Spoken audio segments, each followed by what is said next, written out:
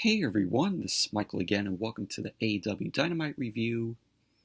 Dynamite tonight was from the Blue Cross Arena in Rochester, New York, and the show just ended, and I gotta say, I wasn't feeling Dynamite tonight.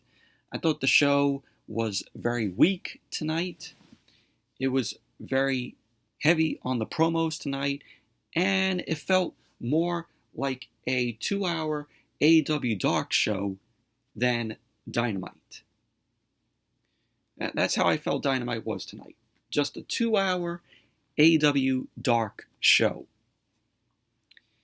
And the only things that stood out tonight was Wardlow winning the TNT Championship and also Christian Cage's promo that he did to Matt Hardy. Those are the only two things that stood out on the show tonight.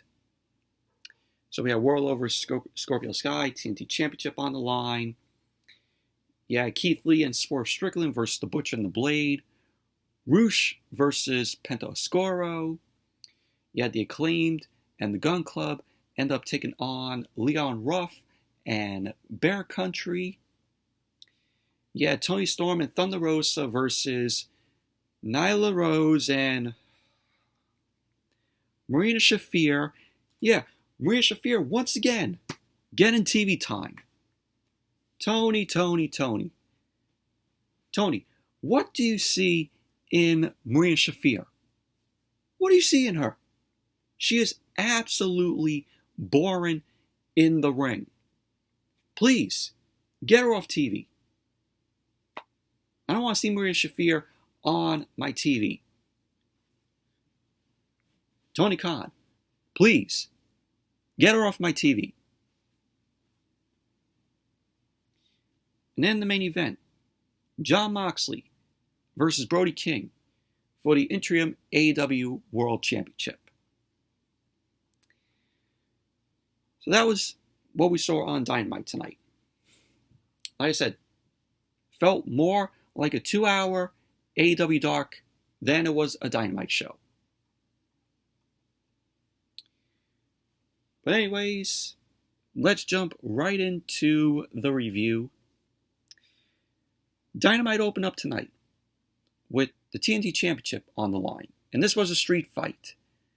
But technically, it wasn't a street fight because that was all clickbait. Like AEW clickbaited us thinking that it was a street fight when there was no chairs being used, no tables, no kendo sticks. No weapons were used in this match.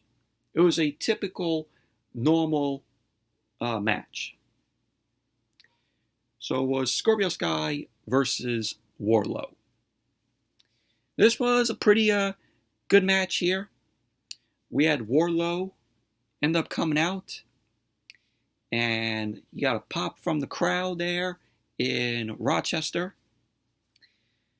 And then we had Scorpio Sky making his way out with Dan Lambert and American Top Team. So Scorpio Sky bought the whole cavalry tonight. So the match started off with Scorpio Sky. He was kicking away at Wardlow. Wardlow came back. He ended up dropping Scorpio Sky with a shoulder tackle. Sky then ended up low-blowing Wardlow, which led to Wardlow becoming very angry. And Wardlow connected with a belly-to-belly suplex to Scorpio Sky. He launched him across the ring. Dan Lambert tried to get involved in the match. He ended up putting his hands on Wardlow. But as Dan Lambert ended up going to square up on Wardlow, the rest of the American Top Team ended up getting in the way. So Scorpio Sky ended up launching Wardlow into the ring steps. And then we had American Top Team. They ended up jumping up all on Wardlow. So he went back to the ring. Wardlow ended up missing with attacking the corner to Scorpio Sky, which allowed Scorpio Sky to get in some shots to Wardlow. So Wardlow ended up running Scorpio Sky down with some clotheslines. And then we had Scorpio Sky end up placing Wardlow on the top turnbuckle, but Wardlow ended up sending Scorpio Sky back down to the mat. Wardlow ended up nailing a Swanton bomb on Scorpio Sky. Wardlow, at this point, he was looking to go for the power bomb, but Dan Lambert ended up sending American Top Team. So all the American Top Team guys came in. Wardlow ended up taking down all of them with clotheslines. And he ended up launching one of the American Top Team members out to all of the other members to the outside. Scorpio Sky ended up nailing Wardlow in the head with the TNT Championship off the distraction.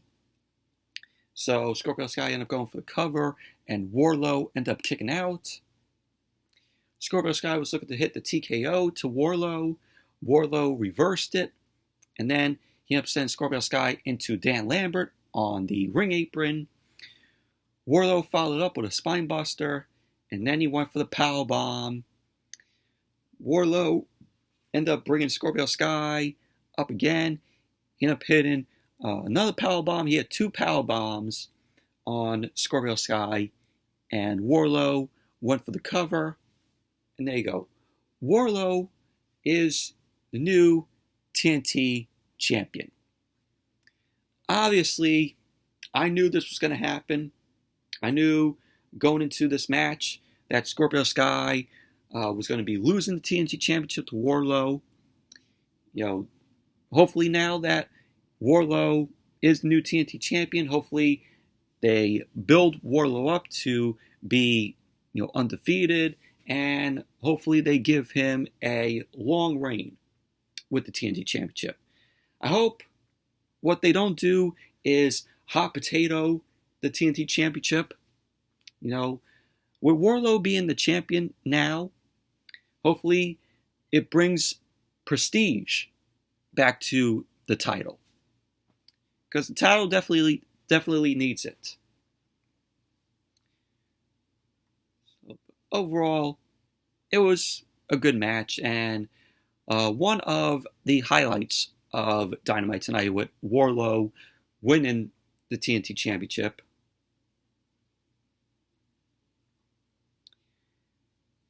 And then we had Jon Moxley. Moxley was backstage, and he ended up saying that a lot of people are waiting for him to be caught off guard. And they think tonight Brody King will surprise him. And he ended up saying, as they think that he doesn't know the monster he's dealing with. He ended up saying that he thinks people have forgotten the monster that is in him. Moxley ended up saying that he knows what Brody King is. He ended up saying that he's seen Brody in New Japan and in Ring of Honor. And the only question left is, does Brody have a monster-sized heart? Moxley ended up saying that being in the Blackpool Combat Club ain't for everybody. Step up or get stepped on. So that was what Moxley had to say. Him and Brody King's match was the main event for the Interim AEW World Championship.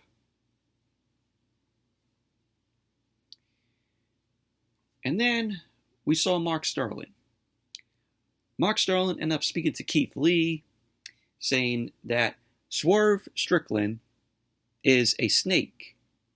And Mark Sterling had a letter that he wanted Keith Lee to sign in order to take Swerve off of the roster. So Keith Lee ended up saying that he is still winning, unlike Tony Nese. So then Keith Lee ended up walking away. So pretty much that was basically that. But you have Tony Nese there with Mark Sterling. Tony Nese isn't really doing anything other than being sided with Mark Sterling. But that was that. Where is this leading up to with Mark Sterling and Tony Nese? Where is this going?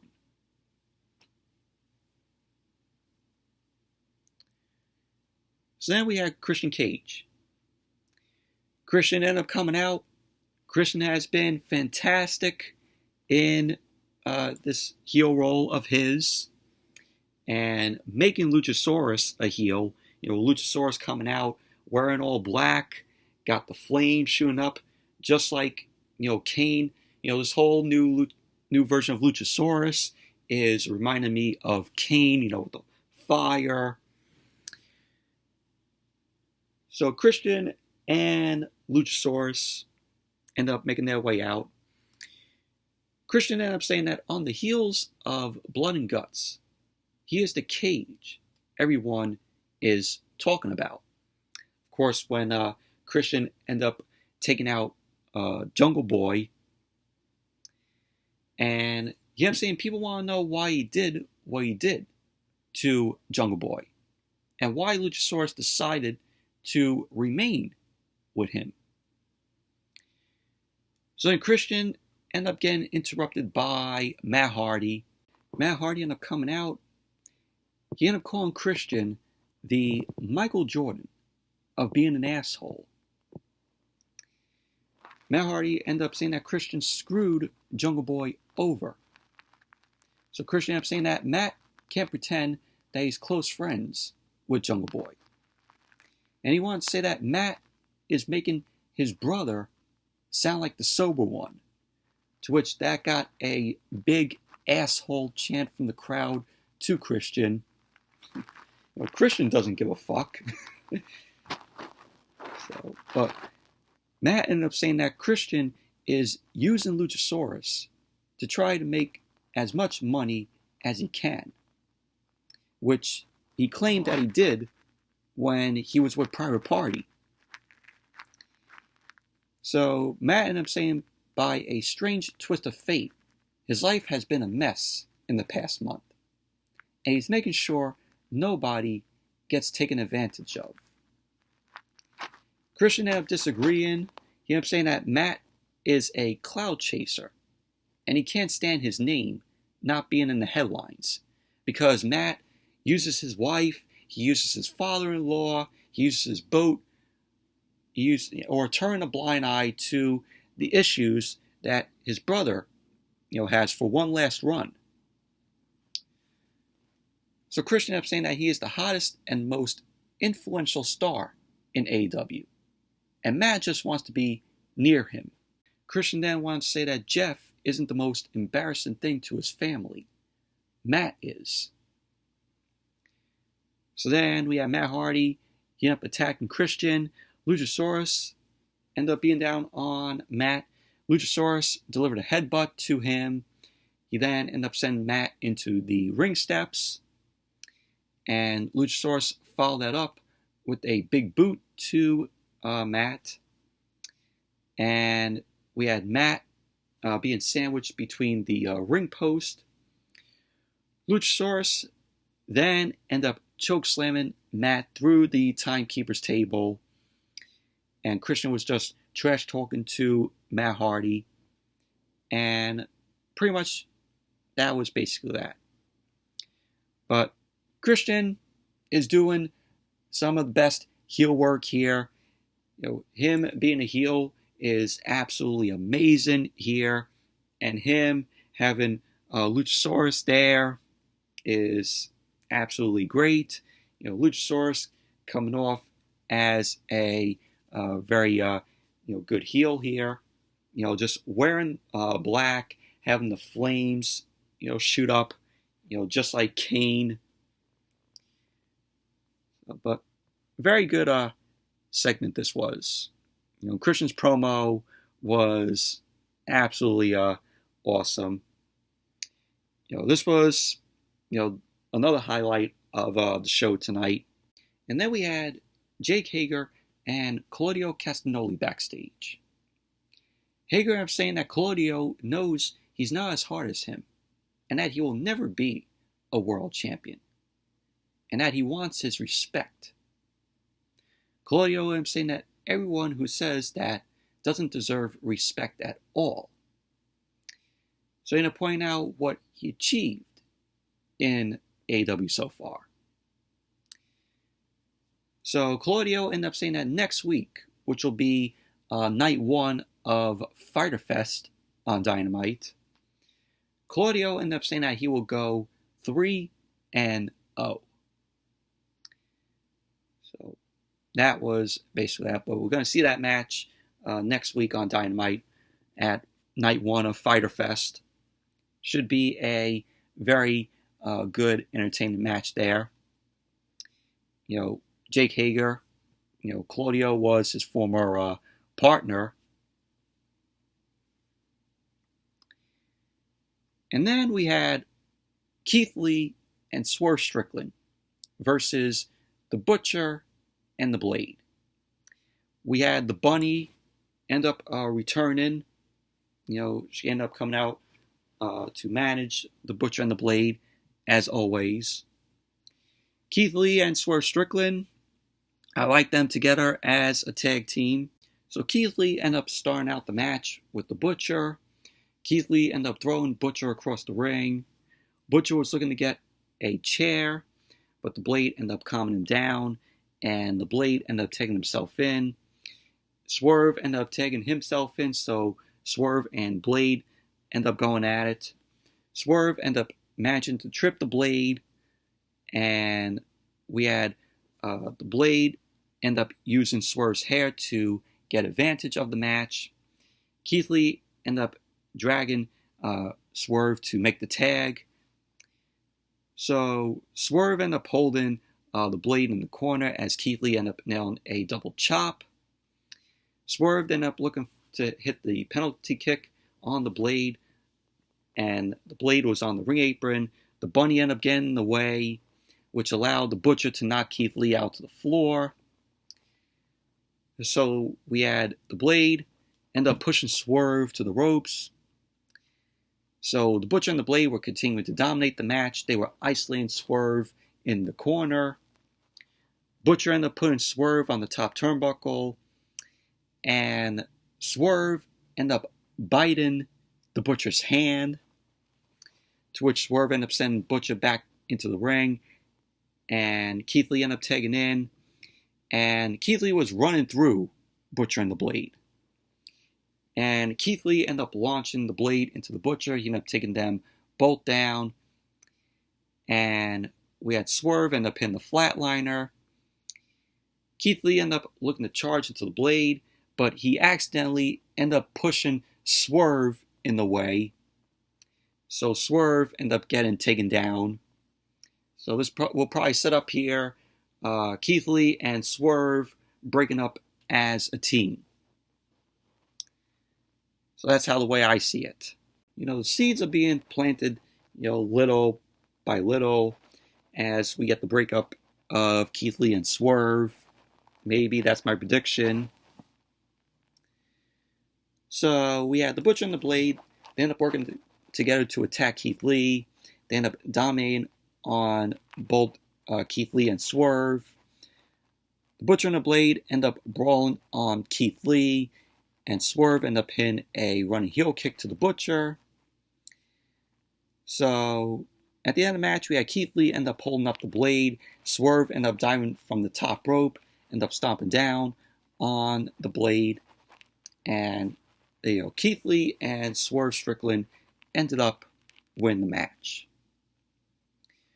Post-match, Powerhouse Will Hobbs and Ricky Starks end up coming out. Hobbs end up saying that they won't let them just distract them. That Keith Lee and Swerve won't let them distract him and Starks. Starks end up saying that they could destroy them on the mic, and they have proven there are levels to this. He was like he is sick of both Swerve and Keith Lee thinking that they have a shot at them because they're former guys. So he ended up talking about who the best tag team is. And then we had the Young Bucks end up coming out. Matt Jackson ended up saying that was pretty sweet. They should have got their music ready. And they don't have to apologize because him and Nick started this company. So Matt ended up putting over the tag team division, ended up saying that everyone is eating well. But let's not forget who set the table. So then Nick ended up saying, these two teams are very good. He ended up pointing out the Jurassic Express beat them at Double or Nothing. And that 4.5 stars is an off night for them. So Matt ended up saying that he has a proposal for them. So it's going to be a triple threat tag team match for the AEW World Tag Team Championships. So it's going to be the Bucks versus Hobbs and Ricky Starks versus Keith Lee and Swerve Strickland. So then we had a huge chant of FTR end up ringing out from the crowd. And pretty much that was basically that. So we're going to have a triple threat match, a three-way for the AEW World Tag Team titles. But overall, Keith Lee and Swerve Strickland versus the Butcher and the Blade. Very meh match.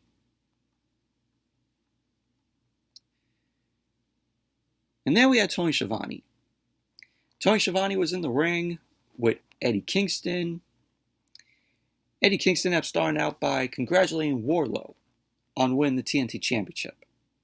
And everyone who won Blood and Guts, including Claudio Castagnoli. Of course, Eddie Kingston and Claudio, these two guys, don't get along. That's what we saw at the end of Forbidden Door. And last week, Eddie Kingston was pissed off that he wasn't the one to, win. He wasn't the one to win Blood and Guts for everybody, for the Blackpool Combat Club and him. So, because Claudio ended up picking up the win. So Eddie Kingston wasn't happy about that. He was pissed off. He looked disgusted last week. So Kingston ended up calling out Chris Jericho. He was calling out Jericho out for making him a liar. He ended up saying that he didn't taste his blood. So he's going to get him again. And he's going to taste Jericho's blood. So Jericho was on the screen. He ended up saying to Eddie Kingston that if he wants to get crazy, he'll show how crazy he can get.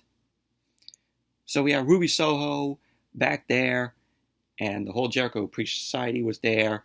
Tay Conti was there, and Jericho ordered Tay Conti to slam a car door on Ruby Soho's arm.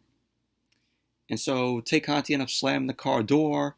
Ruby Soho was in pain, and so the whole Jericho Appreciation Society ended up walking off. And pretty much that was basically that. But looks like Ruby Soho is going to be off TV because of that. So that's my prediction. So this whole feud with Jericho and Eddie Kingston is not over yet. We're going to get another match with them. And then we had the Dark Order. The Dark Order ended up coming out. And of course, you had -1, who was Brody Lee's son. He was there. So it's been a while since we've seen -1. So John Silver ended up getting on the mic. He hyped up Rochester as being called Dark Order Country. Of course, because Brody Lee, the late great Brody Lee, was from Rochester.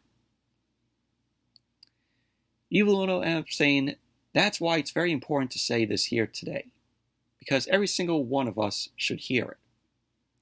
Evil Uno ended up thanking everyone for showing up and supporting them, and that they are here to stay. He ended up saying that the Dark Order is forever, and they begin a new chapter with a proclamation, and it should be -1 to say it. So then they got interrupted by QT Marshall. QT Marshall ended up coming out. He ended up asking how long we have to put up with this charity case. He he ended up saying that he gets it. He was talking to -1. He ended up saying that his dad is from Rochester, but he's not his father. To which -1 was about ready to lash out and go after QT Marshall. So they had to hold him back. Pretty much basically -1 is Butch. Pete Dunne. How Butch ends up wanting to go after, certain opponents that either Sheamus or Rich Holland is, taking on. Butch is right there trying to get his hands on, them. That's -1. But QT Marshall ended up saying to -1 that his father was a legend. But -1 is more like his mother. He ended up saying that he didn't bring his friends out here. So he wants to face the 10-year-old man to man. So -1 was being held back. And then out came Hangman Adam Page. So we had -1 and Evil Uno. Ended up cutting QT off at the pass. And he ended up throwing QT Marshall into the ring. John Silver and Alex Reynolds end up double teaming on QT. We had Preston 10 Vance end up finishing QT off with the discus lariat. And then -1 got on the mic. -1 ended up saying that he pinned QT Marshall right now. But he's going to wait until he's 19. So when -1 is 19, we'll be seeing probably him and QT Marshall going at it. Who's to say if QT Marshall will be with AEW in those years when -1 turns 19? So pretty much that was basically how this segment ended. But this segment was going good, and then when QT Marshall ended up coming out, I'm like, this was not needed. This was not needed on the show. It was a waste.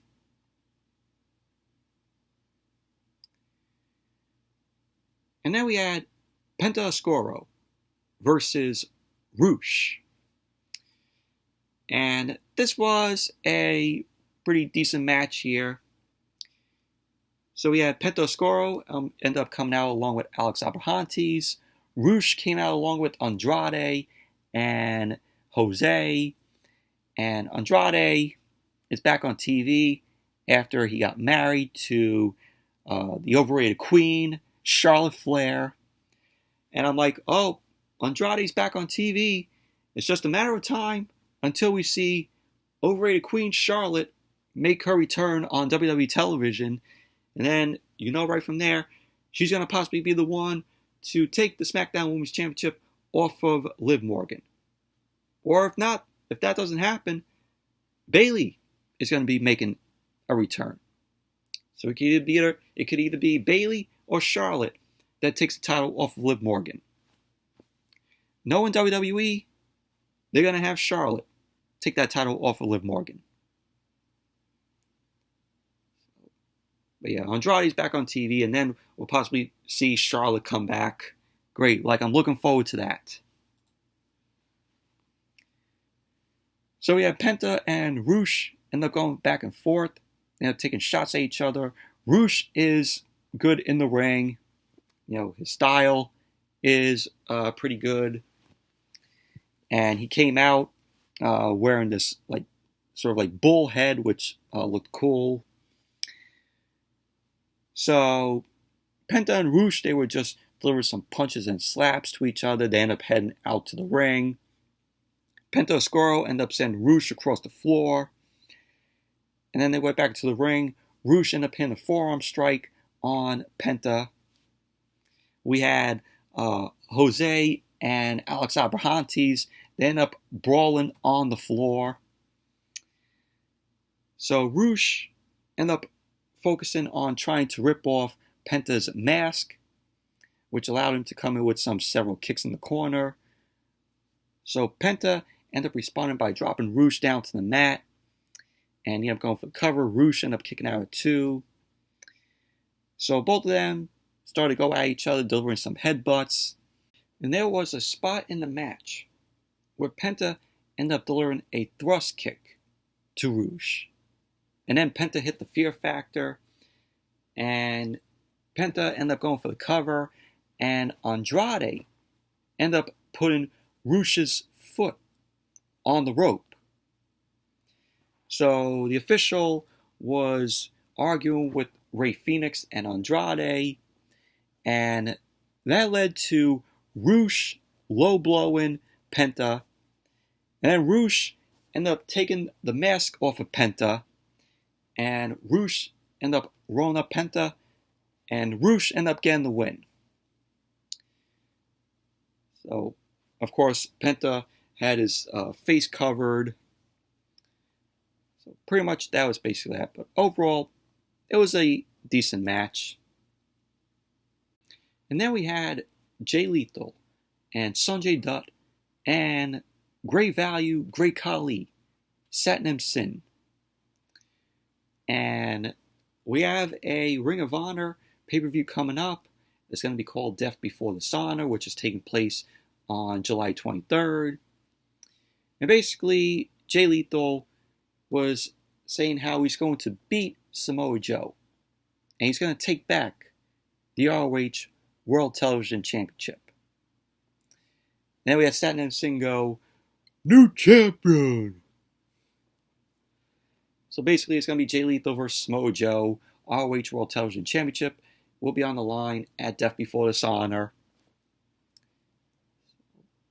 Pretty much that was basically that. And then we saw Mark Sterling and Toni Nese. They were backstage. They were trying to get signatures from the Best Friends for the petition to remove Swerve from the roster. And Orange Cassidy ended up telling Mark Sterling that he doesn't sign anything without his lawyer reading it.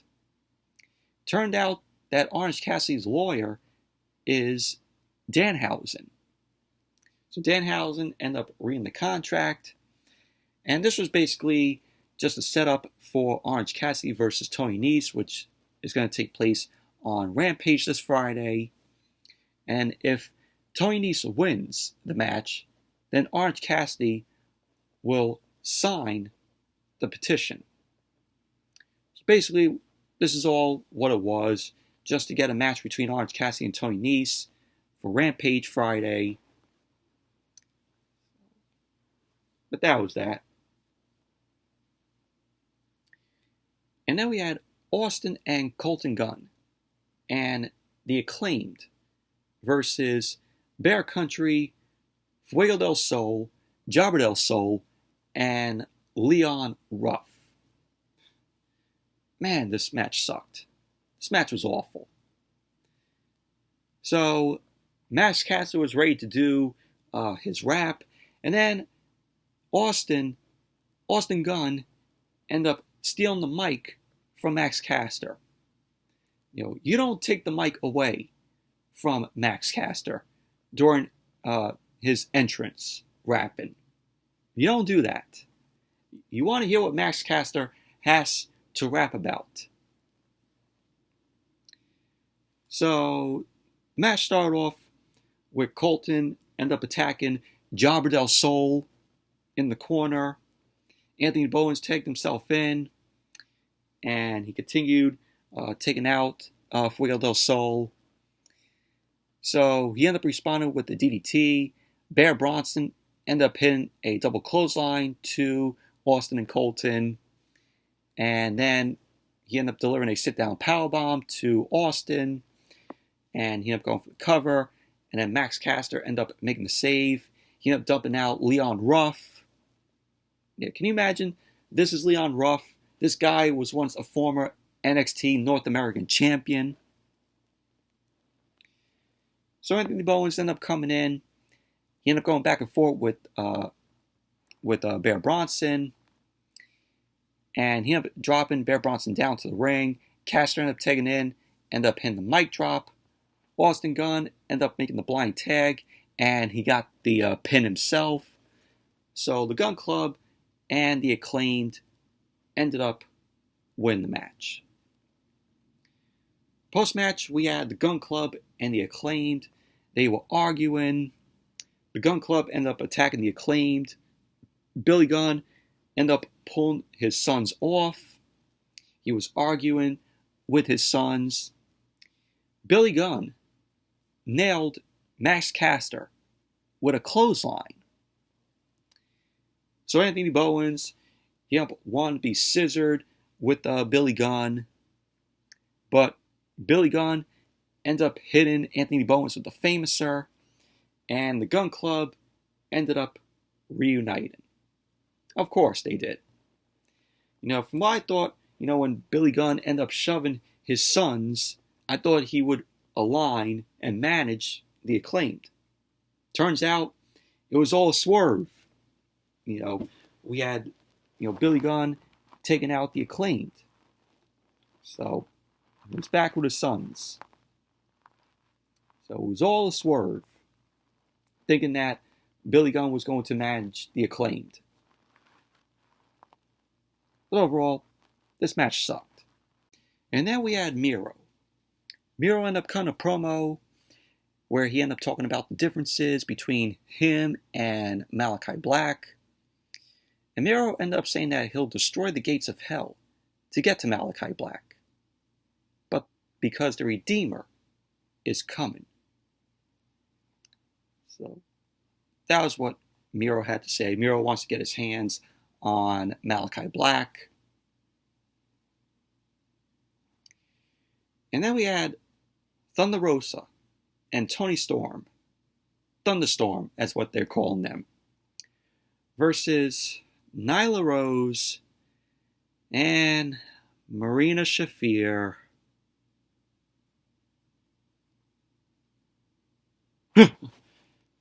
Man, even saying her name makes me want to go to sleep. Tony Khan. Tony. Why do you keep having Marina Shafir on TV? Please, get her off my TV. Stick her on Dark. She is AEW Dark material. Why is she getting time on Dynamite? She is absolutely boring in the ring.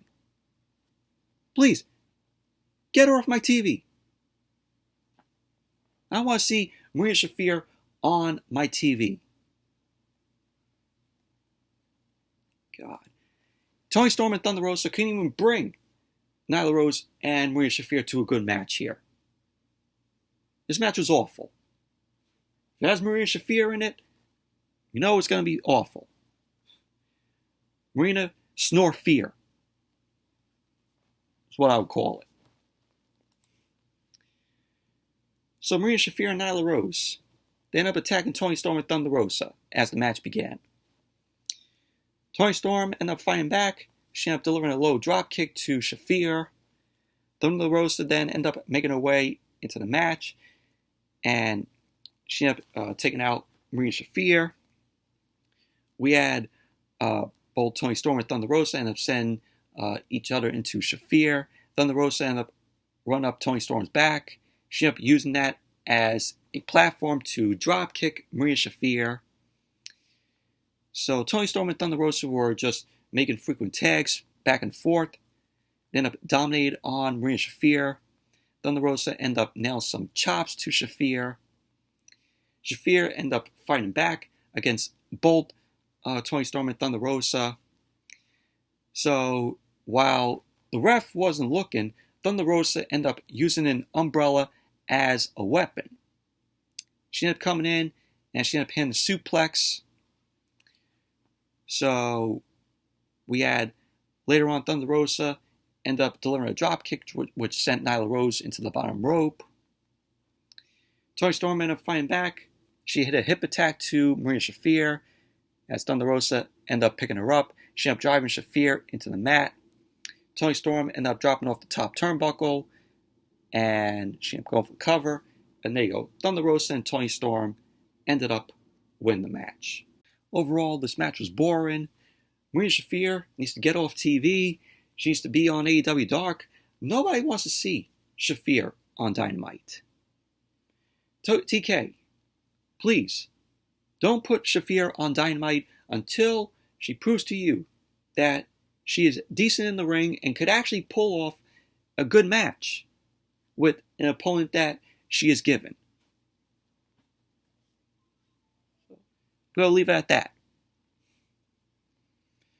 But knowing TK will possibly get Marina Shafir once again in a match on Dynamite. Great. Great. More snoozing and snoring when she has another match on Dynamite.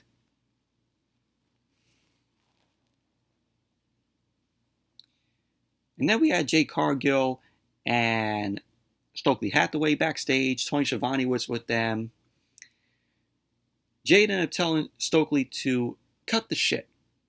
Stokely ended up saying that he hired Layla Gray as an interim baddie because Red Velvet is, of course, out with the injury. So it's just Kiera Hogan there, along with Stokely Hathaway and Jade Cargill. So Stokely ended up saying that it takes a special kind of finesse to get someone to go from wanting to beat your ass to save you. And like he says, trust the process. So that was what Stokely Hathaway had to say.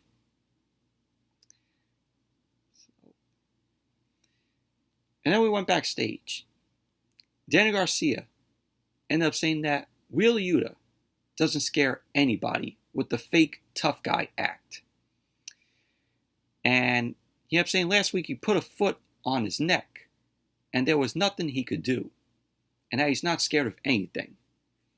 And at Death Before Dishonor, he wants a title shot for the ROH Pure Championship, to which Wheeler Yuta is the Pure Champion. So we'll get that match at Death Before Dishonor on July 23rd.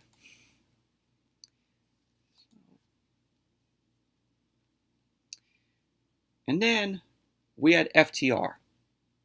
FTR ended up saying about how no match has taken more out of them than winning the ROH World Tag Team Championships at Supercard of Honor, which I heard was a very good match.